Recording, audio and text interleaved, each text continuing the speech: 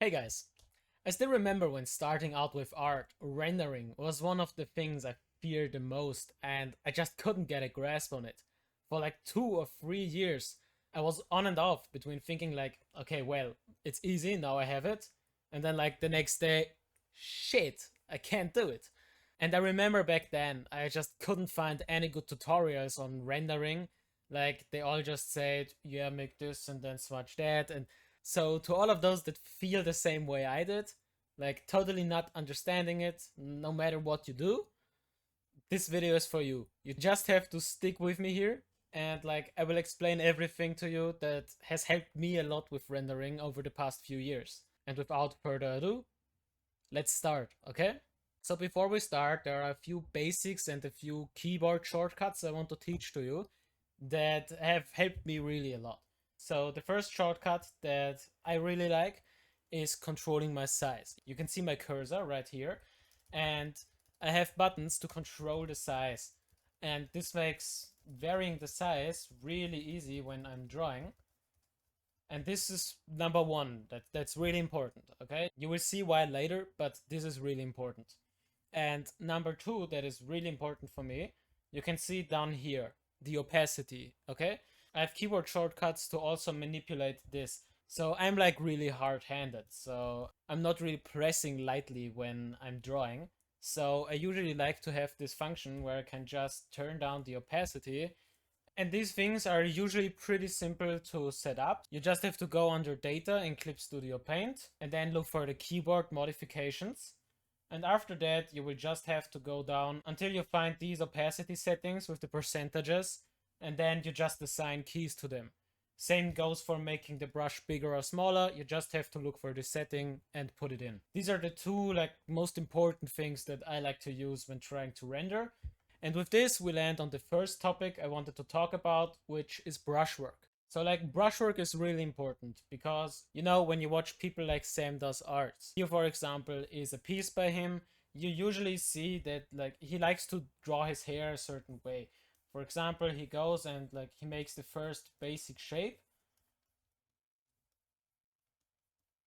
Let's say this is a basic hair shape, okay? And after that, he likes to cut inside these shapes. So, like, he will go ahead and draw like this and then cut inside there, and then he will choose his highlight color, for example, draw it here, cut like this, and then cut inside that. But when you do that, it usually doesn't look really good, especially when you don't really know your brushwork. Then this becomes quite hard. Now let's take this example right here, copy it, put it down here, and now we will try to apply some brushwork to this.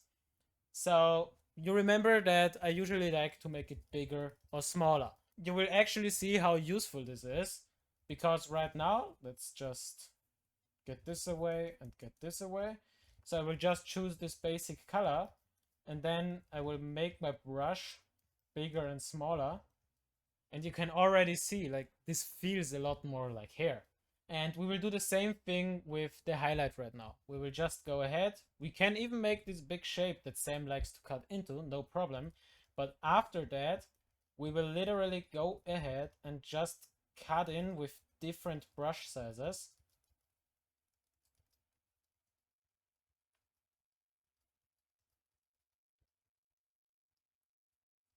You can cut back too.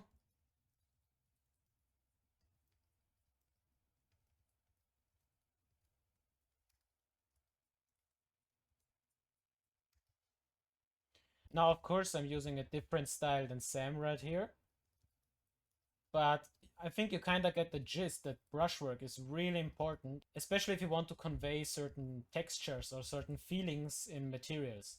And now we can even go ahead and turn down the opacity of the brush and make like nice smooth gradients on some places here. Up here too. And I think you can already tell that this here looks much more different than this. But the difference is not in the values or something. It's literally just in how I utilize my brush and how I work with it.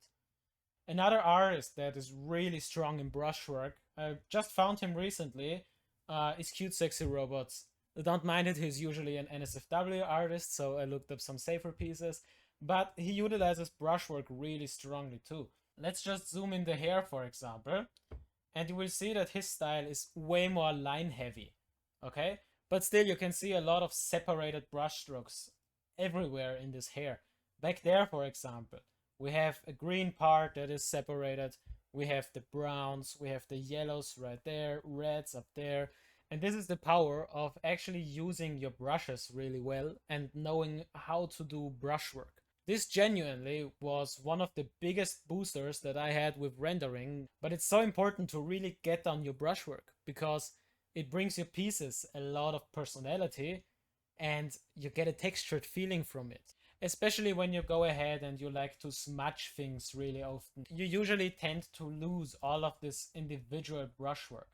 And I still remember when studying one of Cute Sexy Robot's pieces, he didn't really use any smudging tool or something similar. Like everything he had there was just rough blockout and then brushwork. And I'm on Sam's Patreon, so I see his process videos too and all that. And with Sam, it's actually pretty similar. I mean, yeah, he uses the smudge tool to get some smoother edges and gradients, but after that, he often goes in and actually puts some brushwork over it again. As you can see, for example, down here at the belly, he used a very smooth gradient here, so right there, he used the smudge tool. But then he went in again and used some brush strokes to make the shapes look more decisive. And it's the same with the hair. You can see that there is a pretty smooth gradient. It's hard to see, but it's there.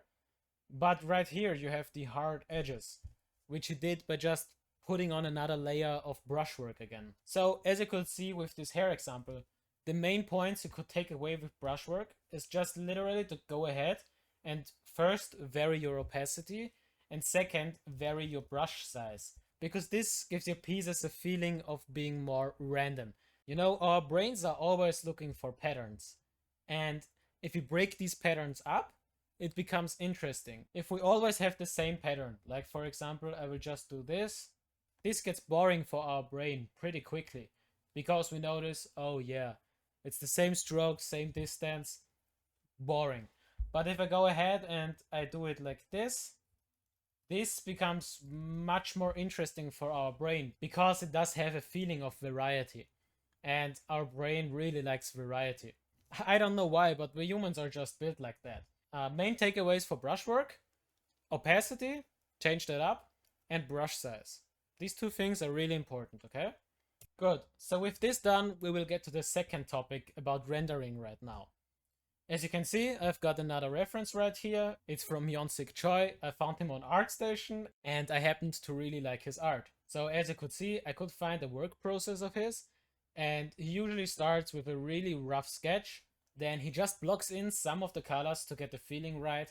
And after that, and that's just a guess from my side, I think he merges everything down onto one layer and then he starts working out the values and the rendering, etc. Now, especially getting things onto one layer is something that has really helped me with rendering. I still remember years ago, I usually would go ahead and draw the line art, do the flats, do the cell shading, and then I think to myself, well, this piece is shit.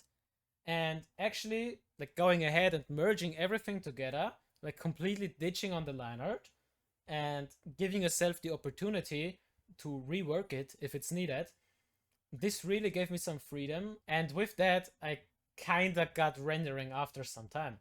Now, the thing I want to talk about here really quickly is shapes. And shapes is something that many YouTubers speak about. At the end, art is just about creating really interesting shapes.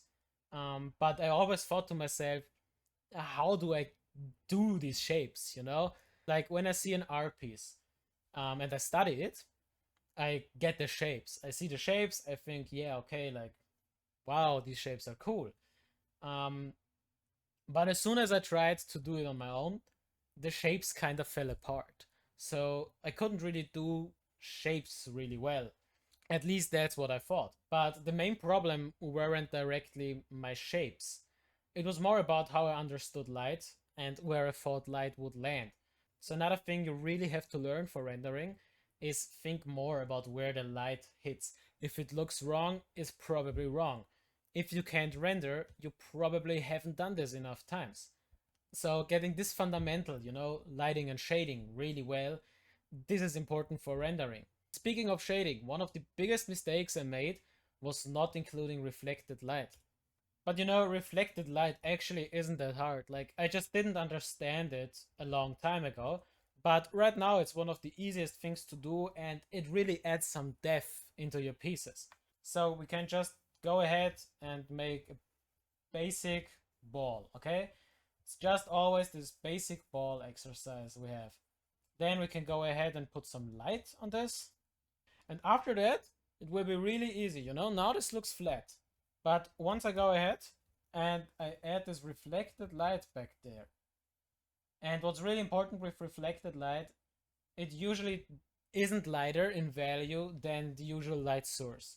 And if you want to go ahead and make this effect a bit more dramatic, you could darken some of the edges and the terminator even more. And then we have a ball with reflected light. And this really adds depth into your pieces. So going back to Yonsik Choi, we can literally see that he has a very light value up here. And then on the knee, where the fold would fall here, he goes in with a shadow shape, but lightens it up to get kind of a smoother transition and also put in some of the reflected light. And he does this everywhere if you look at his brushwork. Right there on the jacket, for example, we have this dark shape, and after that we have this light shape, kind of indicating light that's coming from underneath back up. And same with the belly. We see this shadow shape right there, and after that we have light shape here and the light shape there. And our midtones are placed in between here. So if you roughly know your anatomy and you roughly know the subject you're drawing, shapes will not be a big problem. And if they are, I can just recommend you to go ahead and like really study some artists, study the light shapes. For example, look at the face. There's this one big light shape, and there are a few of those big light shapes, you know? And these light shapes are there to get the focus onto the vocal point. As you could see, for example, right there we have a big and hard light shape. Same goes for here. We have a big and hard light shape. Same there on the top. Big and hard light shape. Same here. Big and hard. And the last place we looked before, here, big and hard light shape. Now, if you zoom out, you will probably have a few places you will look first. Face, trousers, and right here, this jacket area. Because these are first and foremost the biggest light shapes, and second, they have the hardest edges. If you look at the rest of this piece, like for example right here on the sleeves, these are not as hard. These edges of the light, etc., these are not as hard as compared, for example, to the jacket or the top. And same goes with the hairs. These shapes are not as hard as, for example, in comparison with the face. And these things are there to guide your focus. Otherwise, there isn't really a lot of rendering on the piece. Yet it still looks pretty good because just of these few shapes. You don't really have time to go ahead and venture like down here, for example. These are just some brush strokes. And there, the end of the gun. It's not even really refined. But your eyes naturally hover around the face, the jacket, and this trousers area. And this brings us to the next topic right now, which I just learned about a few months ago by Marco Bucci, and it's about lost edges. As you can see, we have a usual cube right here with hard edges everywhere, and then we have one that has softer edges and harder edges. And it's just a guess from me right now, but if you look at the cube on the right, I think the first thing you will notice is this strong highlight edge right here. And after that, we probably notice this here. All of these edges here in the back, these get lost. But on the cube, you can see on the left, like with everything hard, your eye isn't really focused on anything. It's just jumping around everywhere. But on the right one, you usually go ahead and this part, this highlight part, is the first thing you will notice. This has to do with a few things. Well, first of all, I manipulated the values on the right one a bit more. Yeah, it's a little bit more rendered, you know, with the highlights and everything. But that's not the main thing that separates these two apart. The main thing that's really separating them is these lost edges in the back. Because these edges right here, and they fade away into the distance, you put your focus more on the hard edges. They stand out in comparison. At the end, art is just about making contrasts. Whether that's through edges or values or colors doesn't matter, but you have to make contrasts because our eye usually likes contrast. So if I put a bright dot right inside here, you will instantly look onto the bright dot, you know? And it goes the same with these edges right there. And it's the same concept, but it's just with edges applied to the cube on the right. So while these edges in the back here are pretty faded and they're smooth, these edges right here are hard. And especially because this edge is so hard in comparison, your eye instantly jumps onto that. This is contrast, not in values directly, but it's contrast in terms of the sharpness of the edges. If you still don't understand it, you can go ahead after this video and look up Marco Bucci. His YouTube channel, you will find it instantly probably. I think it's his most recent video at the time, so it will be no problem finding it, and then you can watch this video. Maybe he explains it better to you. But the main focus here is just making contrast through fading some edges and getting hard edges to pop out even more. And now going back to Hyun-Sik Choi, you can see him applying this literally nearly everywhere.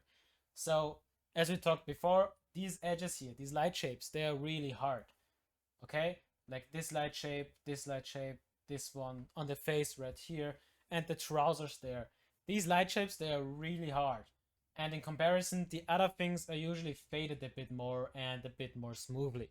And you know, we have learned about brushwork and the opacity, etc. before. And you can actually see him apply these things everywhere here too. Just look at this part of the jacket, for example. You can literally see the single strokes he did right there. Same with the trousers right there. And since these strokes have sort of a darker center and overlap in some areas, you can also make the conclusion that he went ahead and used opacity for this. So even the pros use these methods, but they're not really talked much about on YouTube. So quickly recapping the things we learned today. First of all, you have to go ahead and make some keyboard shortcuts for differing the size of your brush and the opacity. Again, these are the two things that helped me by far the most when I learned how to render. And after that, you have to go ahead and look a bit more into brushwork. This is something that you won't learn on an instant. It will come to you through practice, and especially through studying many artists. And when you study these artists, I can just recommend you to actually really take your time. I remember the study I did of Cute Sexy Robots. It was not this piece, it was another one. It took me 3 days, I think, because I really wanted to get his brushwork, etc. really down. And just take your time with this, you know? Brushwork won't come instantly, you will have to take your time. And after that, we learned that shapes are not really that important as YouTube makes you think they are. The more important thing is making some edges stand out and fading other edges, so you can create contrast with those shapes. Only good shapes won't really help you, especially not in the beginning when you don't really know what you're doing. So the main thing you should look out for, especially when still learning how to render, is to try and make contrast through hard edges and soft edges. Just like I did with these cubes. You can literally go ahead and play around with that. These exercises, they are really quick to do. And the more you do those, you will actually get the gist a bit more. And now with all the theory out of the way, I will go ahead and show you a bit how I go into my rendering process. And I would actually advise you to follow along right here. Again, I'm on some patrons, and following these tutorials along really helped me a lot over the past year. So if you're eating pizza or you're on the toilet right now, just pause this video, get done, and then pick up a pencil and follow me along here, okay? So the first thing we will do is literally just put some base color onto it. Doesn't have to be right now. We can still adjust these things later on. Just make sure to use a pretty hard brush, especially for the beginning right here, because we want to have hard edges.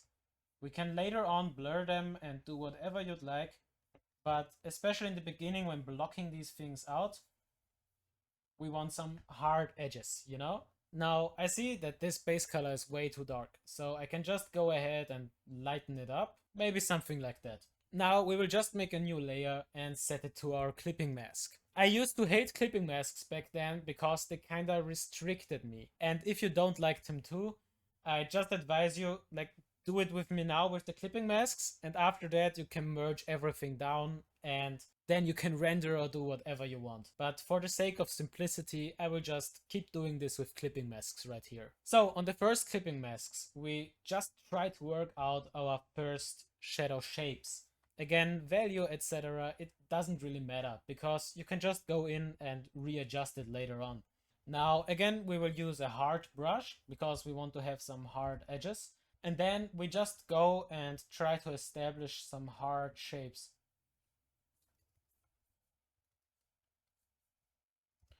This process can be easier for some, it can be harder for some.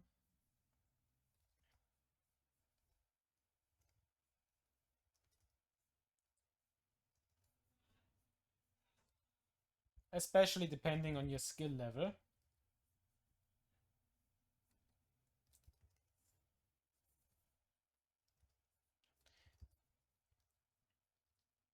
Also, just for the sake of simplicity, I will not worry much about the hair right now, because as you can see, there are many, like really many shapes, and especially if you're a beginner, you know, you are following along right here, this would just get confusing if we really like go in and focused on these things. So I will just keep them rough right here. Good. Then going back to the face, I've even marked with some sketch lines the planes of the eye area a little bit to make this one easier on me later on. Then again, we don't think about hard edges or soft edges in any form right now. We just want to establish shadow shapes. That's everything we need, nothing more, okay?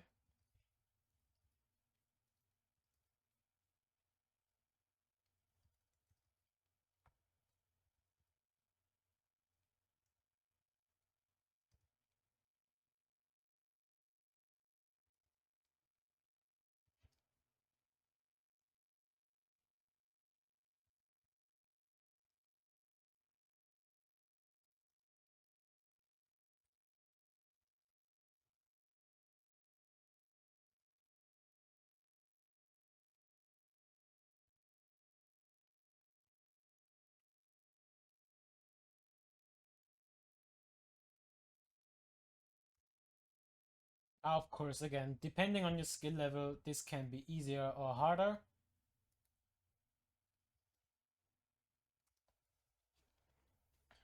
Now I see that the sketch is off a little bit.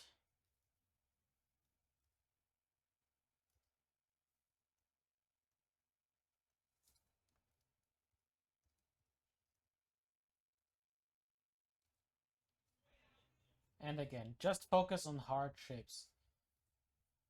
Don't get distracted. Don't even think about soft shapes right now. These will really, they will come in the next step. Okay, so don't worry about that. Okay, and now, like, depending how long it took for this, but you can literally, you can pause and just take your time with this. Okay, this one is the most important stage because right here you really establish all the shapes. And if I turn off the line art, you should already be able to kind of tell it's a human, okay? In the next step, before I said we don't have to worry about soft edges right now, now you can actually go ahead and take your blending brush out. Because right now we look, okay, what is soft and what is hard. For example, this cheek area right here. All of this is pretty soft, you know? It kind of flows pretty smoothly. But on the nose area here, for example, we have this hard edge down there, okay?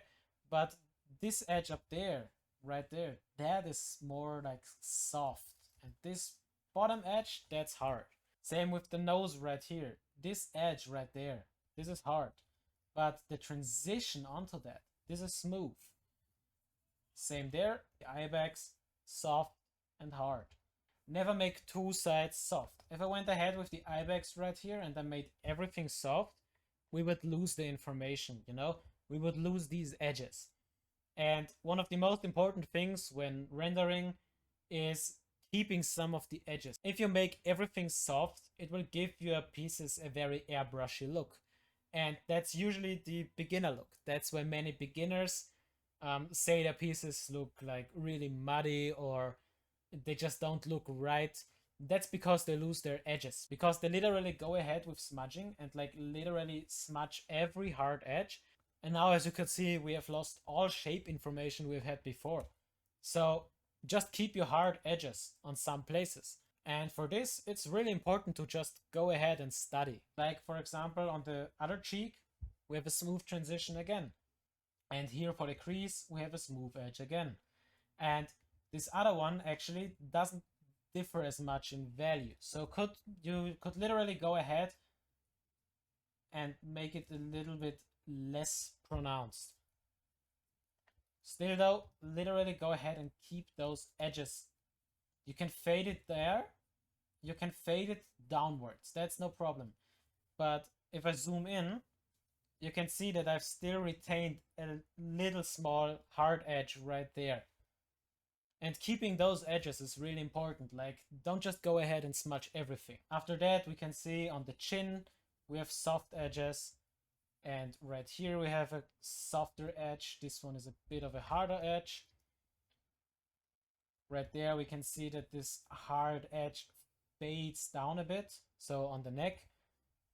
And here, for example, we can see this one's a bit more faded too, but not as strongly. So we could cut back into it a little bit.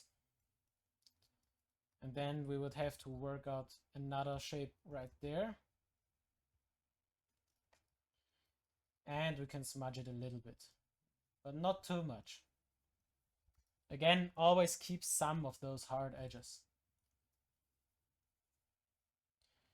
And right there, we can cut in and make some hard edge again. Good.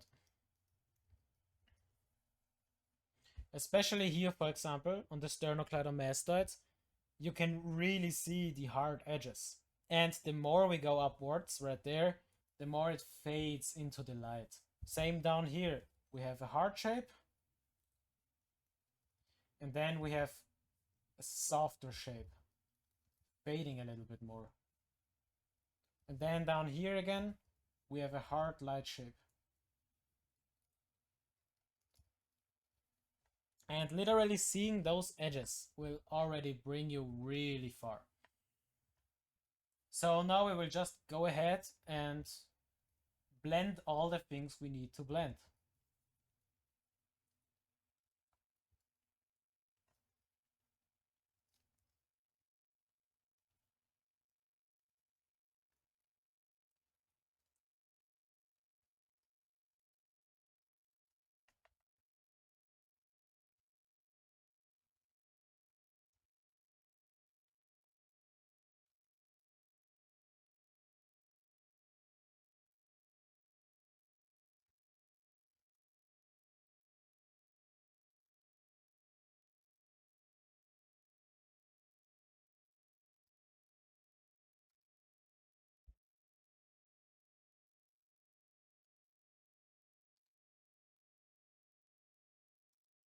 So once you've blended everything the way you want, we will actually go ahead and make a second layer, clip it again, and now we will do the same thing with light. We just go up in value a little bit and we put the light shapes in. This part is really important too, so like don't skip out on it, because I still remember when I started out with shading and with rendering, I never did the lights, so my values always were kind of dull. So really like go ahead and actually do the light shapes too, because this will just enhance your values a little bit more.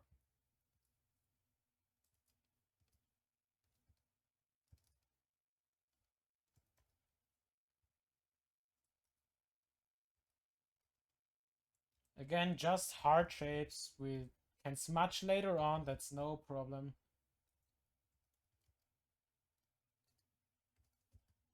But we first need to get this down right.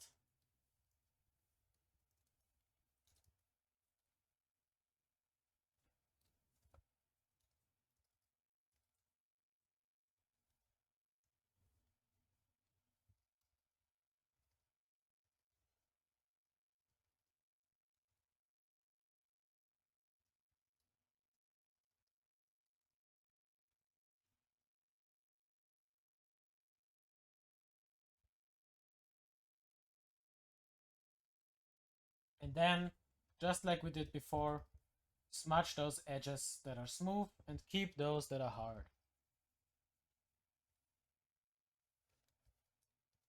Actually, I just saw I forgot a shadow shape right there.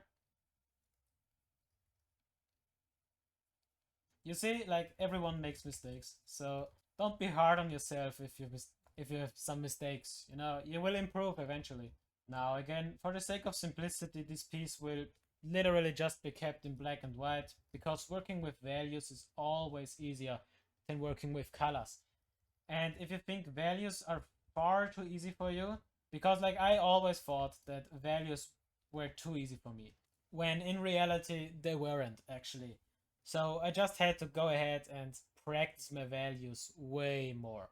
And for example, right here, I missed out a light shape too.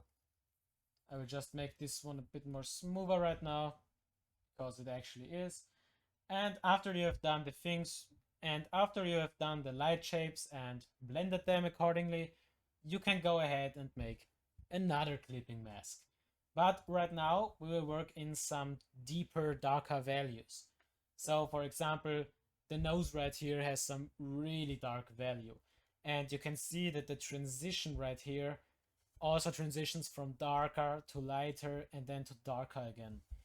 So we will need to establish this right now. So we just go ahead and choose our shadow value, and after that we just bring it down again. And with this right now, we work out some of the deeper and darker values. Again, just hard shapes. You don't need to overdo anything right here, because we can just go ahead and smudge them anytime later in the process.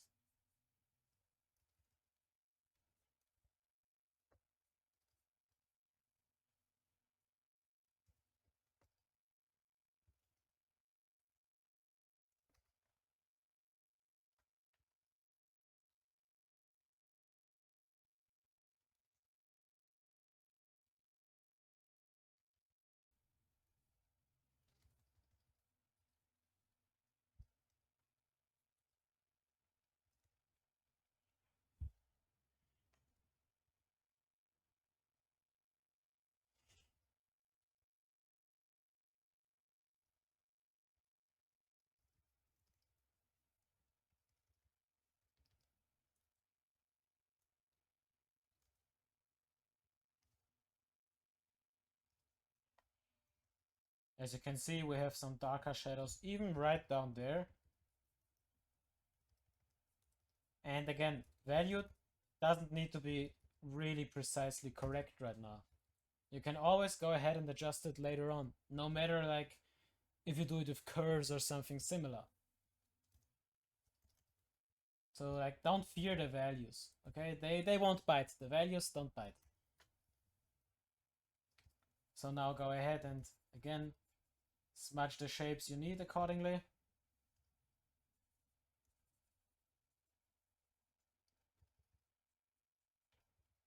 Also, you can erase some shapes, just as I did, to kind of get the transition smoother into one another.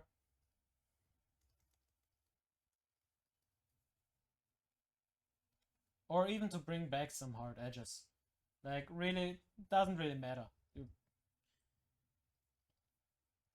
You have a lot of freedom when it comes to that. And you can see what I'm doing here. Like, I smudge this edge and this edge, but I keep it kind of hard there.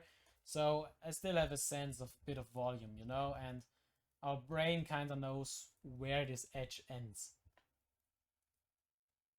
Then I will erase back some parts right here.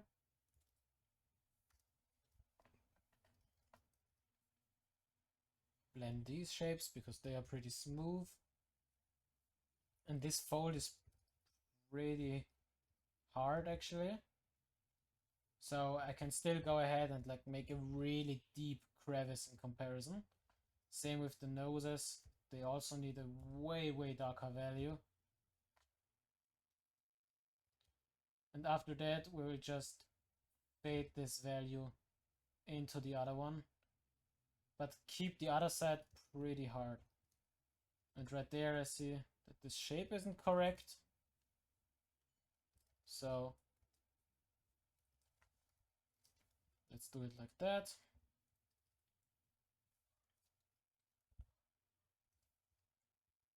Same goes with this crevice right here. It's also a pretty dark one.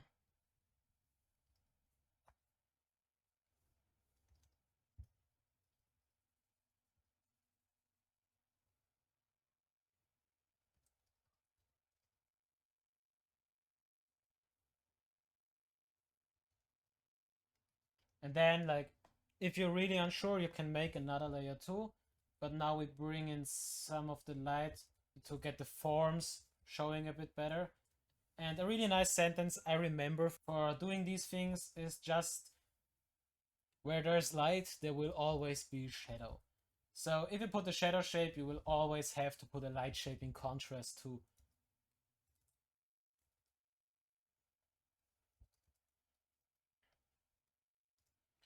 Now I see that these values are a bit too dark.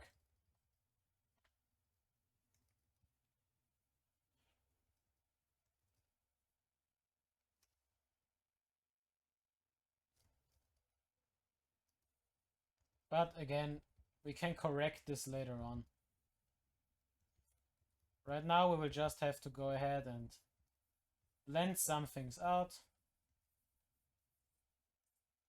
And after that we can go ahead and erase many things too. Just don't be scared to actually erase things, you know? Like, if you think everything has to work out the first time you try it, that's the wrong way of thinking. You have to correct things. Even the pros have to, you know?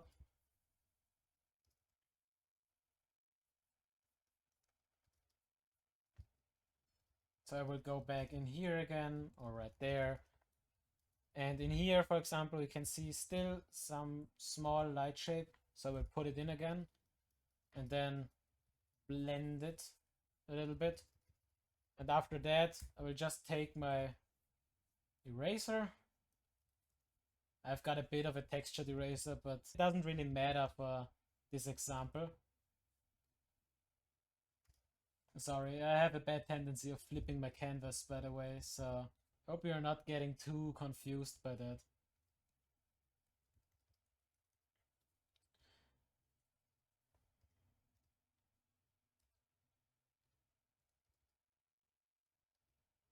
Then I will just go ahead and work a little bit of the eyes. Like, our focus is not even on rendering eyes right now.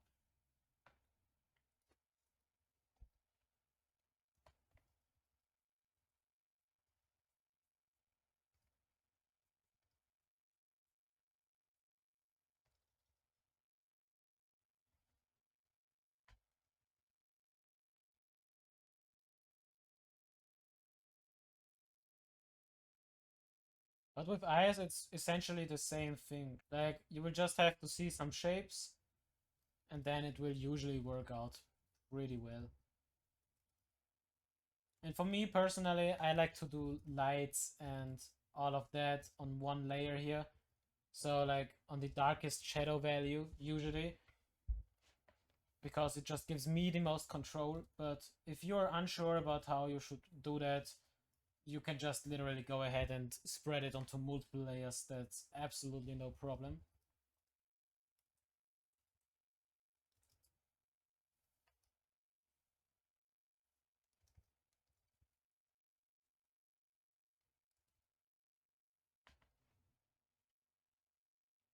And right now, if we actually want to go ahead and start rendering this, I would highly advise you to lower the line out, like to a point where it's like almost not visible.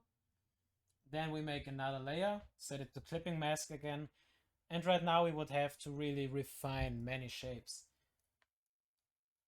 And this is also the point where you start to implement some brushwork. So you can do it without brushwork or with. How, I don't know how skilled you are, but you could try that. And now this is a process that really takes time. So you can stop here. That's absolutely no problem, because what I want you to understand is like really looking for the basic shapes and working these things out, because that's the fundament of everything. You know, That's the base. If you don't get that right, your whole drawing will be cooked. So, as long as you get these things roughly right, rendering will be cake. You will just have to go in and bring some brushwork to life. So for the sake of this tutorial, I will stay and try to render it a bit, but you are free to stop right here. That's absolutely no problem. And after I'm done right here, I will show you some more tips that I learned.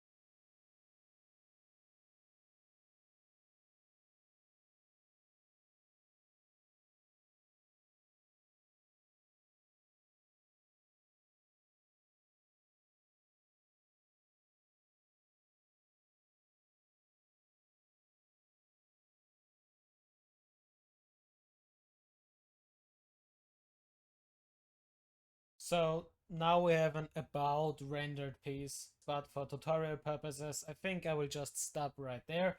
And you could take it further, you could take it less. Doesn't really matter and depends on your style too, but I will just stop right there.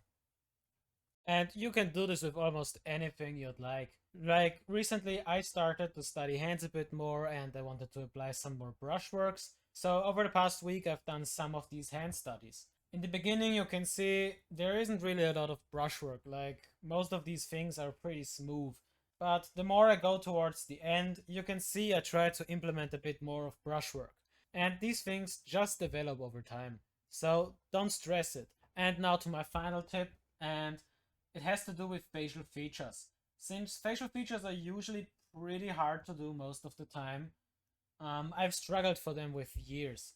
And one thing I've learned, especially after studying cute, sexy robots, um, especially with lashes, like let's take eyes for example. Especially with the lashes of the eyes, I went ahead usually and I drew them like this, and then I would draw the lashes, you know, and like after that I would fill in the shape. But like this gives a lot of problems because you don't really distribute your shapes well. Earlier we talked about, like lost edges and hard edges in comparison and the brushwork, etc. And you literally have to bring all of those things even into your eyes and your noses and your mouths. So for example, how I learned to do eyes better was trying to do more confident sketch confident sketch lines, and after that going ahead and doing your lashes the typical way but not filling them afterwards.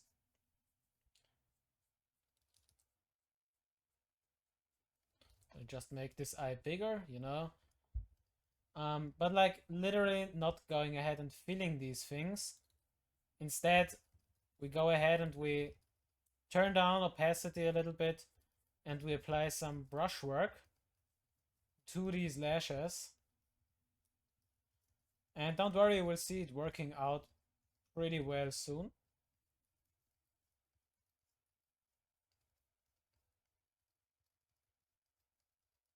After that, some parts of the skin right there. And we could indicate the eyebrow.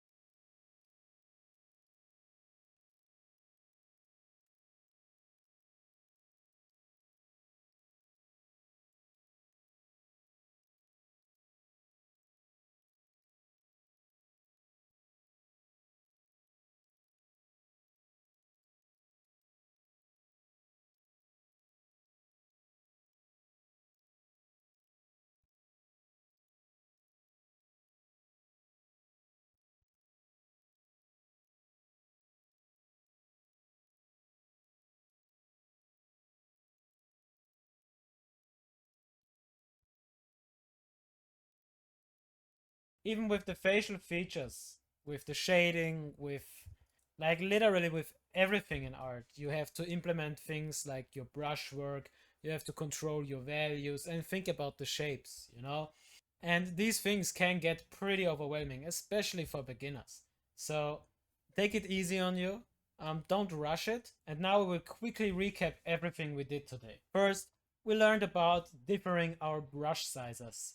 And after that, we learned about differing our opacity. Because with this, you can establish better brushwork. And brushwork is really important when you want your pieces to have some sort of personality and give certain things a textured feeling, like hair or clothes, etc. So, again, brushwork is really important, and I can't stress it enough to get this down. But what's even more important is the second thing we talked about, and it's about edges and varying contrast through hard edges and soft edges. Because this is closely related to the fundamental of getting good shapes, and when you have good shapes, you can pull focus really well into the areas you want to. And once you've pulled focus into a certain area, the brushwork in less relevant areas will also be less relevant. So you should apply the most brushwork into your vocal points because that's the point of focus, and there you should always have the sort of the most detail, you know? And lastly, I taught you on an example how to differ shadow shapes. Again, this is the fundamental of everything. If you get this wrong, no brushwork or anything will help you, okay? Like I showed you before, we use the base color, then we establish shadow shapes, then light shapes, then we establish the dark values. And after I've done all of that, I usually create another layer where I render everything out, I turn the line art down a little bit, and then I go ahead and use brushwork actually. Before, I don't think about brushwork, I just think about getting the fundamentals right. After that, have fun with brushwork, my brother. And of course, you will always have to do some final corrections. So on the last layers, I usually correct some of the values and some of the brushwork if I still need to. And lastly, you will always, it doesn't matter where, you will always have to think about your brushwork and how you use those things. Even on eyes, noses, mouths, fingers, or nails, it doesn't really matter, you will always have to implement some sort of brushwork. So I hope this tutorial was of some help to at least some of you. These were the things that helped me out the most. If you want to have a specific tutorial, just leave it in the comment section and maybe I will do it. Hope this helped out, and I hope you have a nice day. Peace.